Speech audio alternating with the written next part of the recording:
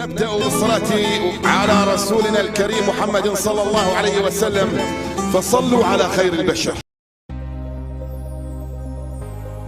يلقبونه ببويول الجديد، وأوقف حتى بلينغهام من هو الصخرة المغربية شادي رياض.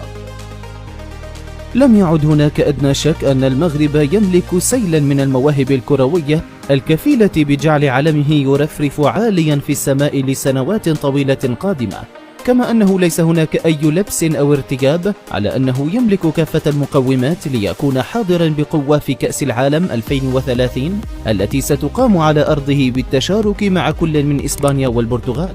لن تمر تقريبا على دوري في أوروبا إلا وستجد فيه أسماء من بلاد الأطلس تتألق مع أعرق الأندية هناك، أو في صفوف فئاتها السنية الصغرى عناصر يتنبأ لها بمستقبل زاهر. وعلى غرار مزدوجي الجنسية الذين بات أغلبهم يفضل ارتداء قميص الأسود بعد إنجازهم التاريخي في مونديال قطر الأخير، بزغت في الفترة الأخيرة العديد من الأسماء بشكل غير مسبوق، وباتت تظهر مستويات عالية تجذب الأنظار أكثر من أي وقت مضى. أحد هؤلاء اللاعبين هو نجم ريال بيتيس الصاعد شادي رياض، والذي بات حديث وسائل الإعلام الإسبانية في الفترة الأخيرة، إذ وصفوه بمستقبل برشلونة وصمام الأمان الذي يتطور بسرعة هائلة حتى بات محط اهتمام عدة أندية كبرى. نعم، نحن لا نحكي أبدا عن اسم عادي، إنما عن شاب أذهل تشافي وأسال لعاب الركراكي. فمن يكون تحديدا؟ وكيف خلق بتوهجه كل هذه الضجة حوله مؤخرا؟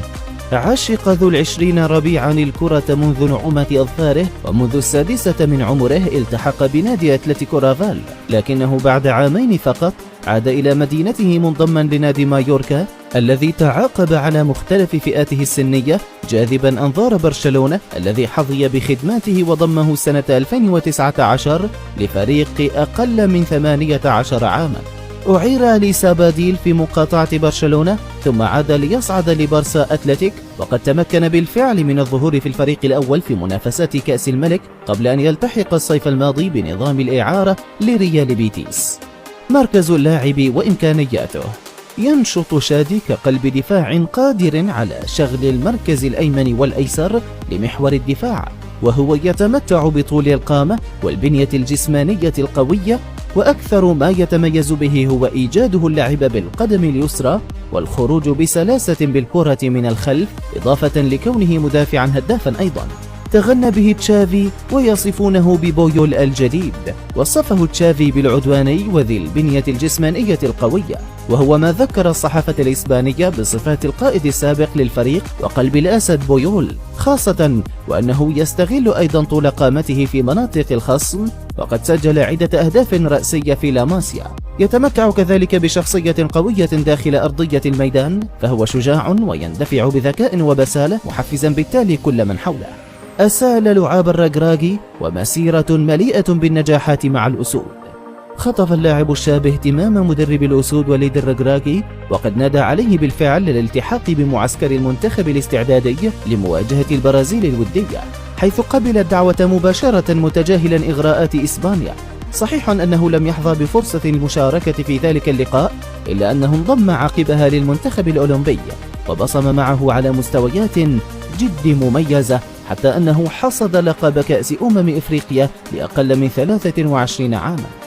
يتوهج مع ريال بيتيس وكبح خطورة نجوم كبار كبلينغهام. واصل بعد تتويجه بالكان نسقه التصاعدي هناك في بيتيس تحت قيادة المدرب المحنك بيليغريني، إذ شارك في جل المباريات كأساسي، وقد أعطى قوة وصلابة للخط الخلفي للأندلسيين. ولعل النتائج بدون أي هزيمة في المباريات العشر الأخيرة مع عدد ضئيل من الأهداف المستقبلة خير دليل على ذلك. حتى أيضا في مواجهة الريال من خطورة بلينغهام، سواء بمراقبته الدقيقة وتدخلاته في الوقت المناسب، ولولا ذلك لكان الإنجليزي قد منح الريال الفوز وليس التعادل فحسب. وإذا ما واصل شادي على هذا النسق، فإنه سيعزز حظوظه للمشاركة في الكان القادمة هناك في ساحل العاج، خاصة وأن الركراكي يؤمن كثيرا بالمواهب الشابة. إن أعجبك الفيديو لا تنسى الإعجاب والاشتراك في القناة.